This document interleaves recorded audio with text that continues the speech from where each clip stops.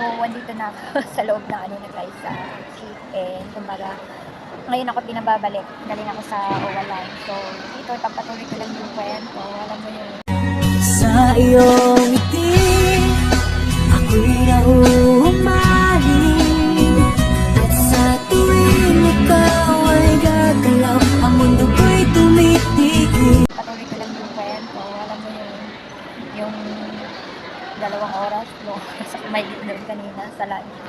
Kumain, nakipagkwentuhan. Masarap ng yung nakapagpahinga talaga. Parang hindi ako nainit. Ngayong biyahe na to. Kahit ako lang mag-isa. Dahil sa mga kasamahan ko sa pusat, yung mga ganun. Kwentuhan.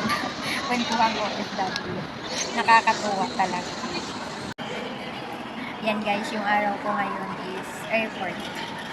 Dito ako matutulog kasi umalis ako ng Hong Kong, 11.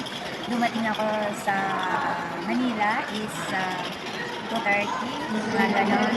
Tapos nag-stay ako sa OFW ng ilang oras. Akala ko is yung flight ko is 10, ba't nabago siya guys? Kaya sabi ko ay ganon. Bumalik ulit ako sa OFW lunch. Doon ako kumain ng hapunan, tanghalian. Kasi pagdating ko doon ako kasi nagutom ako sa ano pwedeng kumain. So doon libre lahat. Kaya walang problema doon sa pagkain at sa inumin. Eh ngayon, gabi na, hanap na ako ng inumin kasi nabusog ako sa kinain ko.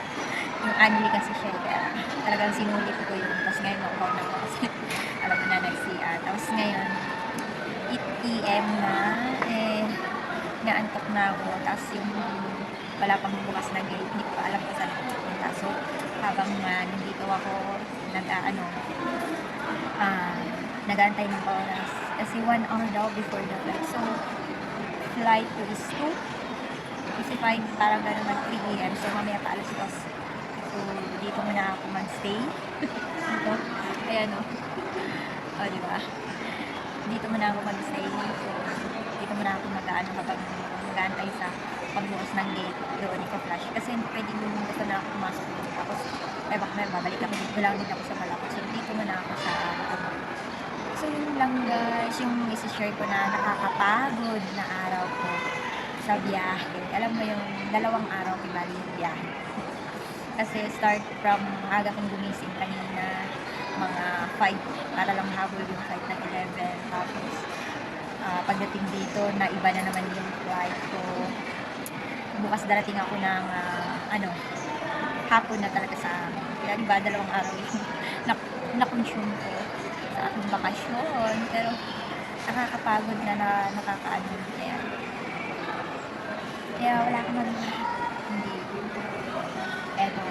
Just share lang sa aking journey sa bakasyon. Ayan. Nakakapagod talaga guys. Alam mo. Gusto mo natin yun. Kaya pag nagkatawan mo, kasi hindi ka makatulog. Hindi mo alam mo.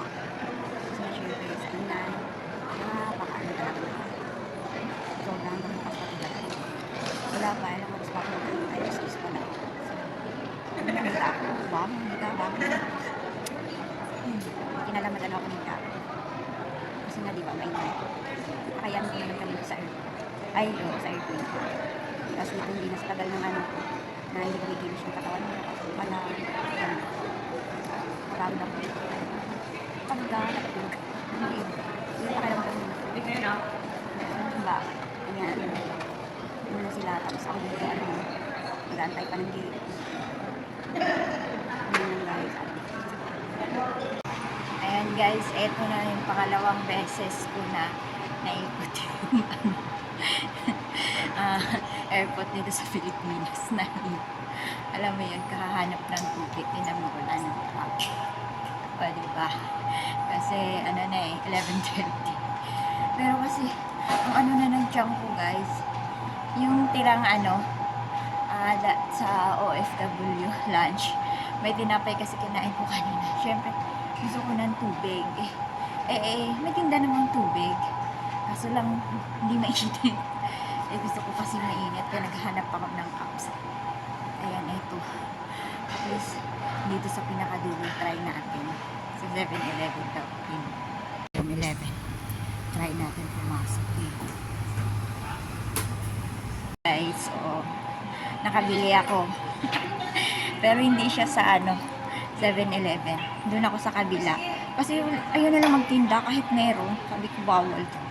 Kaya yan, thank you so much. Binigyan ako. Nakita ko kasi na sabi ko pwede kong makabili ng cup sa nyo. Ayun, siguro naawa sa akin. Ayun, bumili ako. Thank you. So, eto na yung hinahantay ko guys. Sa tagal ng panahon, sasakay na rin kami. Ito yung flight ko na madaling araw. Ayan. So, thank you so much. Nakakasakay na rin ako pauwi. At eto guys, airport ng Cebu. So, mag-aantay pa rin ako dito, papuntang Camiguin. Pero napagod na talaga ako guys. Kaya salamat sa panonood. Bye-bye!